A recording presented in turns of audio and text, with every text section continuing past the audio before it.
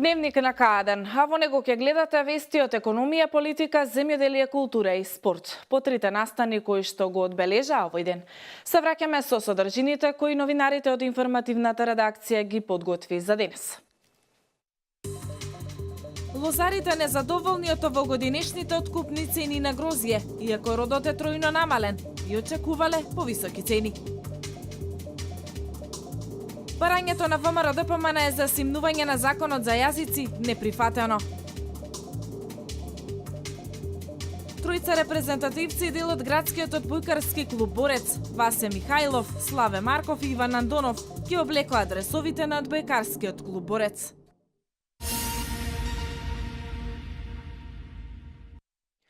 Лозарите се незадоволни од овогодинешните откупни цени на грозје, иако родот е тројно намален. Тие очекувале повисоки цени барем за 2 до 3 динари, но нивните барања не ги прифатиле владата и Министерството за земјоделие, информираше денеска лидерот на лозарите Љупчо Аризанов.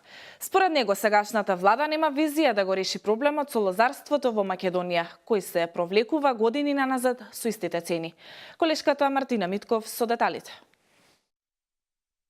Откупот на винското грозје во полнек. Лозарите го предаваат својот преполовен род на винарските визби, но и покрај тоа тие се незадоволни од откупните цени, очекувајќи дека при вака мали приноси ќе искомпензираат со поголема цена за најзастапените сорти смедеревката и вранецот, но нивните очекувања потонаа во вода. Лидерот на лозарите Љупчо Аризанов рече дека тие побарале 2-3 динари повисока цена за килограм, но нивните барања не биле прифатени. Тој додаде дека владата нема визија да го реши проблемот со лозарството во Македонија, кој се провлекува десетина години наназад со истите цени. На оваа година, на овој намален род, мислам дека цената требаше да скокне негде баре за 2 до 3 динара по килограм.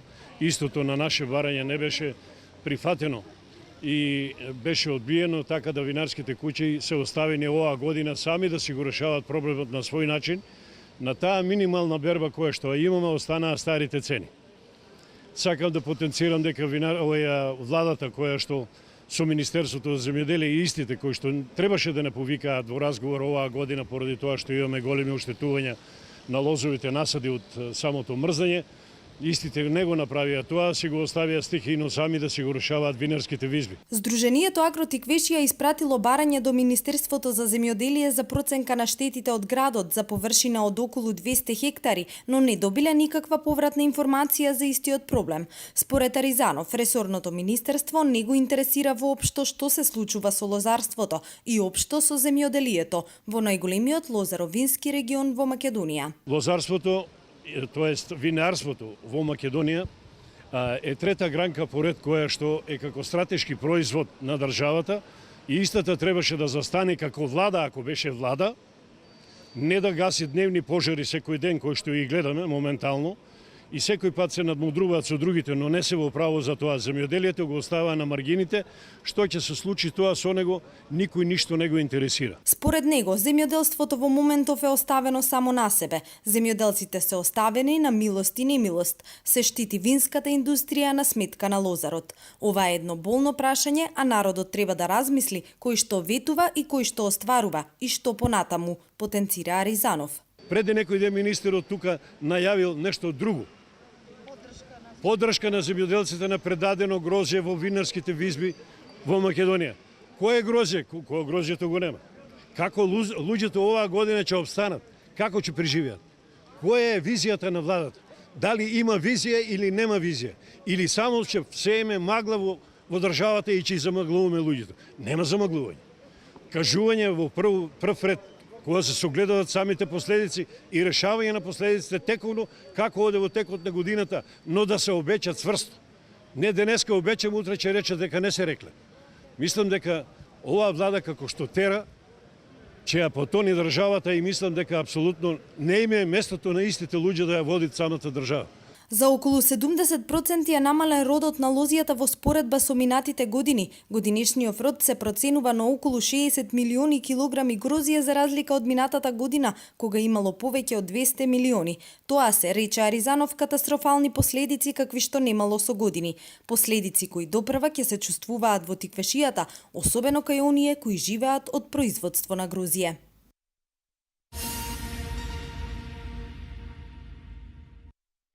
Последни 2 дена за поднесување на апликациите за земјоделски субвенции. Поднесувањето и овој пат може да биде и по електронски пат, но нашто е многу значајно е запазување на крајниот рок. Колешката Дијана Иванова со деталите. Земјоделците имаат уште 2 дена за да ги поднесат апликациите за добивање на субвенции од мерката директни плаќања. Поднесувањето и овој пат може да биде по електронски пат, но она што е многу значајно, Таско вели дека е запазување на крајниот рок. Може и секој самостојно од дома да се аплицира, може и кај нас да дојде. Јас препорачувам да дојдат кај нас, затоа што има различни мерки да не испадне некој проблем. Тука сме ние за да помогнеме, значи ќе им го кажеме начинот кој е, значи електронски аплицираме, и хартиено се аплицира, мислам на штампар се вади, така да еден дел од апликацијата, односно истата апликација се поднесува и во Скопје преку пошта. Тасков апелира овие 2 дена земјоделците да ги искористат и за проверка дали доставиле точни податоци за исплата на финансиската надокнада. Доколку некој земјоделец увиди дека има грешка, Тасков вели дека истата може да се поправи. Доколку видат дека направиле некоја грешка, значи може истото барање да се преправи. Значи овие 2 дена може да реагираат слободно, барањето да се преправи, за да не би имале после проблеми при контрола за субвенциите, затоа што можно да бидат скрос одбиени, а имаме богами и земјоделци кои што аплицираат за повеќе финансиска сума, така да убаво е да си ги проверат своите барања и да видиме што ми може да направиме за нив. Според неофицијалните информации со кои располага К1 телевизија, земјоделците и овој пат апликациите во поголем број ги доставувале во писмена форма. Електронските апликации се уште се во помал број.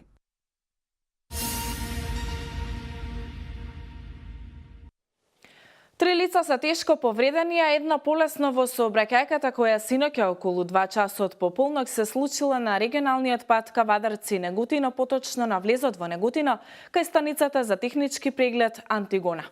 Деталите во продолжение. Синоќа по полнок околу 2 часот на регионалниот пат Кавадарци Негутино на влезот во Негутино се случила сообраќајна незгода во која патничко моторно возило Opel Astra со велешки регистарски ознаки управувано од НА25 од село Стојаково Богданци излетало надвор од коловозот и удрило во заштитна бетонска ограда. Во незгодата со тешки телесни повреди се здобиле со патниците ДВ25 од село Стојаково, НД24 од Богданци и НК21 од село Прдејци Гевгелиско. Со возила на итна медицинска помош истите биле пренесени во медицинскиот центар во Кавадарци, каде по укажаната лекарска помош НА бил задржан, додека другите лица биле пренесени во клиничкиот центар во Скопје. Увид извршиле јавен обвинител и увидна екипа од полициска станица Неготино. Се работи на целосно расчистување на случајот.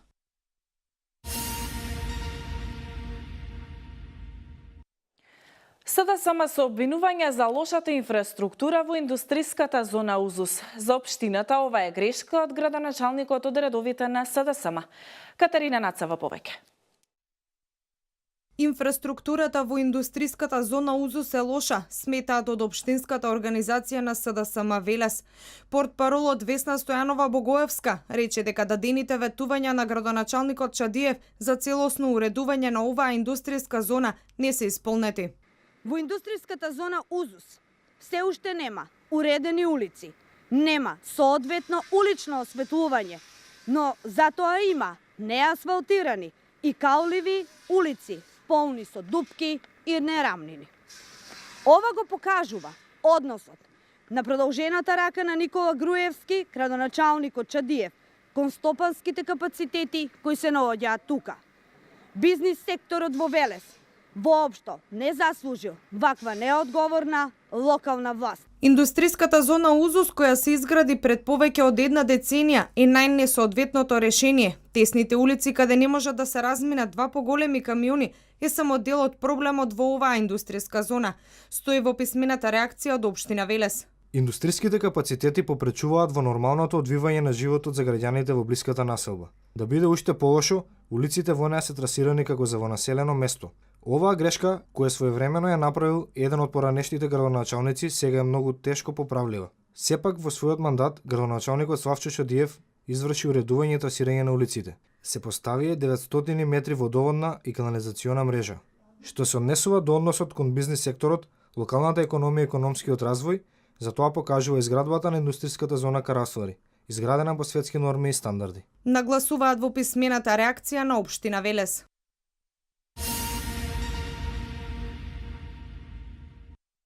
Општинскиот комитет ВМРО-ДПМН од Велес со обвинение до СДСМ за грубо кршење на законите при назначувањето на директори во велешките институции. Од ВМРО-ДПМН велат целите на СДСМ со поставувањето на новите директори не се професионални и функционални институции, туку да се спроведува сурова партизација и вработување на блиските роднини и пријатели на функционерите на партијата. Општинскиот комитет на ВМРО-ДПМН Велес обвинува дека СДСМ спречува класичен непотизам. Предупредуваат дека со поставувањето на новите директори не се професионални и функционални институциите. Петре Саздо вели дека СДСМ спроведува сурова партизација и вработување на блиски до партијата. Тоа најасно се гледа во случајот со неодамнешните вработувања во посебното основно училиште Маца Овчарова, без проведување на јавен оглас со одлука на новата директорка Лена Гаданец. Таму од неодамна е вработена сопругата на Иван Ивановски, актуелен член на Советот на општина Велес од редовите на Социјалдемократскиот сојуз. Вработување на сопругата на советникот од СДСМ Иван Ивановски на работното место наставник во посебното основно училиште Маца Овчарова представува непотизам од најкласичен вид. Овие вработувања Саздо вели дека се случуваат во предизборниот период, кога според изборниот закон забранети се вработувања во државни институции. Ваквите партиски вработувања пред избори се кршење на законите. Во наредниви денови ќе поднесеме преставка до антикорупцијската комисија и останатите надлежни органи за да се испита целиот овој случај и доколку се утврдат неправилности, очекуваме да има и санкции. Саздо вели дека на овој начин СДСМ покажува дека државата и институциите ги третира како нивна приватна својна. К1 телевизија за обвинувањата побара став од СДСМ, од таму велат ќе се произнесат во текот на утрешниот ден.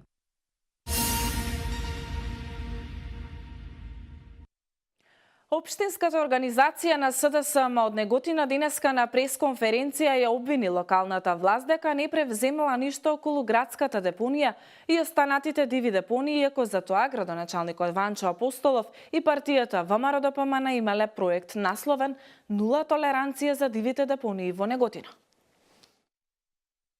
На денешната пресконференција општинската организација на СДСМ од Неготино ја обвини локалната власт за градската депонија во општината.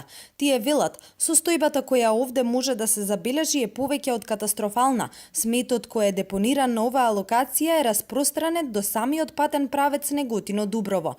Евидентно е дека во време на 21 век депонијата не е оградена, а сметот се истура неконтролирано, истакнува Диме Витанов, портпарол на општинската организација на СДСМ Неготино. Не постои никаква чуварска или редарска служба. По тие причини и се случуваат чести палења на депонијата, кои резултираат со ширење на непријатна миризба и представуваат потенцијална опасност за ширење на заразни болести. ВМРО-ДПМН и Ванчо Апостолов на граѓаните на Неготино им ветуваа дека на оваа локација ќе се депонира сметот од дивите депонии во градот. Во својата изборна програма за локалните избори 2013 година има предвидено проект кој се викаше "Нула толеранција за дивите депонии во Неготино". Иако на изборите ветуваат дека дивите депонии ќе бидат минато за неготинчани, со ова се докажува дека ветувањето дадено пред граѓаните во 2013 година се уште не е реализирано, додава Витанов.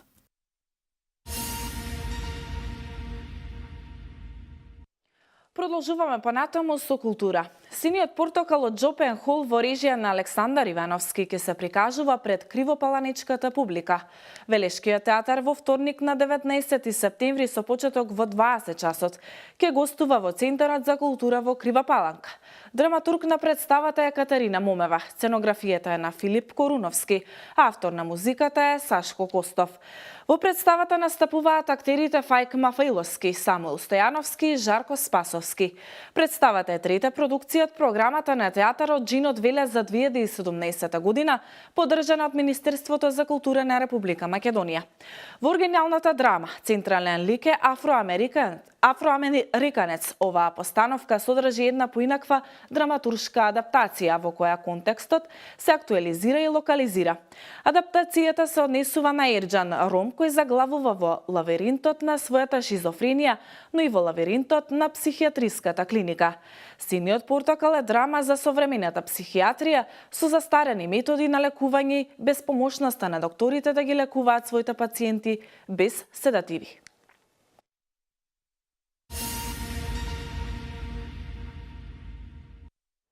Продолжуваме со вестите од Македонија. Откако предлог законот за употреба на јазиците помине на Комисијата за европски прашања стигна на пленарна седница како втора точка од дневниот ред. Пратениците на ВМРО-ДПМН побара истото да биде симната од дневен ред затоа што со неа се крши деловникот, уставот и Охридскиот рамковен договор. На реакцијата на ВМРО-ДПМН, председателот на собранието Талат Џафери со сосема спротивни одговори. Во продолжение да погледнеме дел од изјавата на координаторот на една од пратеничките групи на ВМРО-ДПМН Илија Димовски. Предлагам точката предлог на закон за употреба на јазиците да биде симната од дневниот ред заради две причини. Прво,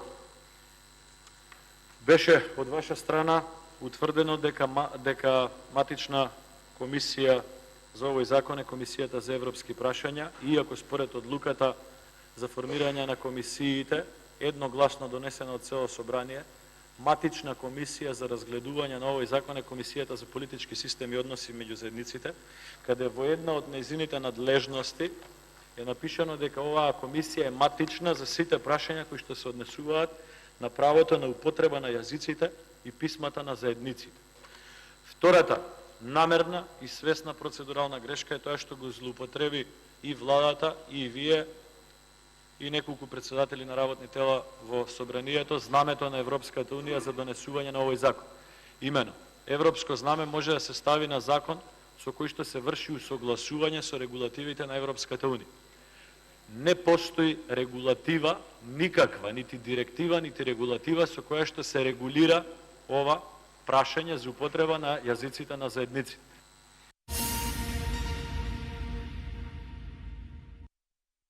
На само еден месец пред локалните избори, ВМРО-ДПМН е со стабилна предност пред СДСМ.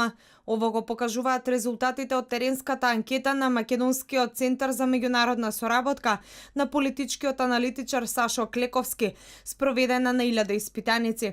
Според расположението на граѓаните во однос на рейтингот на политичките партии, на прашањето доколку утре се одржат избори за која партија би гласале, 27,1% од испитаниците се одлучиле за ВМРО-ДПМН, додека за СДСМ 22,7%. Дуи има најголем рейтинг е албанскиот блок 7,7%, а потоа следат БЕСЕ и Алијанса за албанците со идентичен рейтинг од 1,3%. Со не знам одговориле 16,6%, ниту една 7,1%, а не сакам да кажам, било одговор на 13,3% од испитаниците.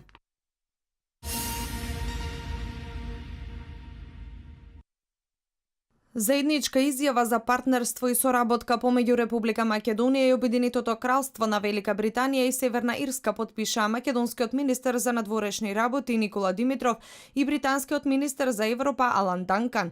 Сакаме да ја видиме Македонија просперитетна и успешна, истакна британскиот премиер Данкан. Нашите две земји се посветени да работат билатерално и мултилатерално за да се исполни оваа визија и да се справиме со предизвиците со кои заеднички се соочуваме, стои во заедничката изјава за партнерство и соработка меѓу Република Македонија и Обединетото кралство. Како што соопштуваат од Министерството за надворешни работи, министерот Димитров изразил задоволство што уште една пријателска земја е подготвена да даде конкретна поддршка на реформските процеси на Република Македонија. Ова партнерство е подеднакво корисно за двете земји, за Македонија е инспирација, што зад неа стои една од најстарите демократии, а за Велика Британија потврда за нивниот несебичен ангажман за зацврстување на демократијата. На средбата во исклучително пријателска атмосфера беше потврдена британската поддршка за евроатлантските интеграции на Македонија. Обединетото кралство станува силно присутна во регионот на Западен Балкан и поддржувач на членството на земјите од регионот во Европската унија, истакнува Димитров.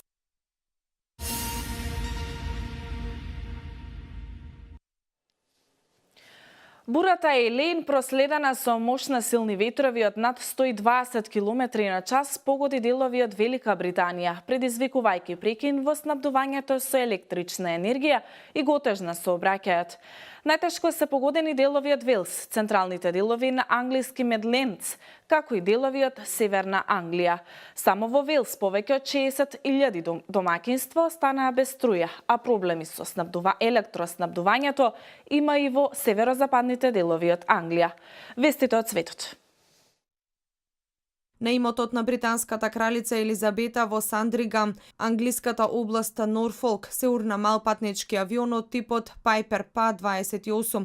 Пилотот, маж на возраст од 50 години, и неговата сопатничка, жена на возраст од 70 години, ги изгубиле животите, преку соопштение информирала локалната полиција. Нема информации кои се можните причини за падот на авионот. Надлежните во истрагата посочуваат дека условите за летање биле поволни, било сончево со голема видливост и без ветер.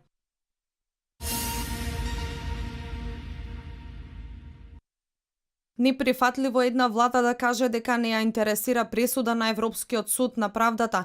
Европа е место уредено со закони. Оваа изјава за Берлинг Цајтунг ја дала германската канцеларка Ангела Меркел по однос на игнорантскиот однос кој Унгарија го има по пресудата на Европскиот суд, според која земјата мора да прифати одреден број бегалци согласно планот на Европската унија.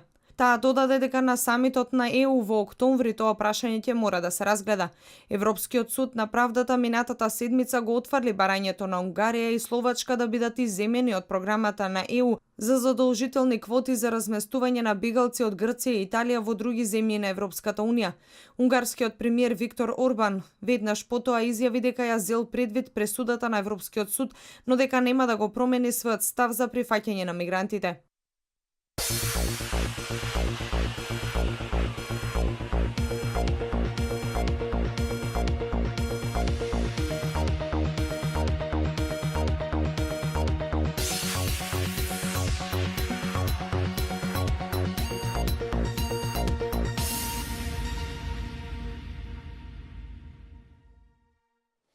Денеска имавме сончево време со мала до умерена облачност и со слаб до умерен северен ветер со UV индекс 6. Следува период на сончево време со свежи утра, преку денот ќе биде се потопло. За време на викендот дневните температури насекаде ќе бидат над просекот, а тогаш се очекува и умерен до засилен ветер од југозапад. Ова е последната информација за овој дневник. Ви благодарам на вниманието. Пријатно!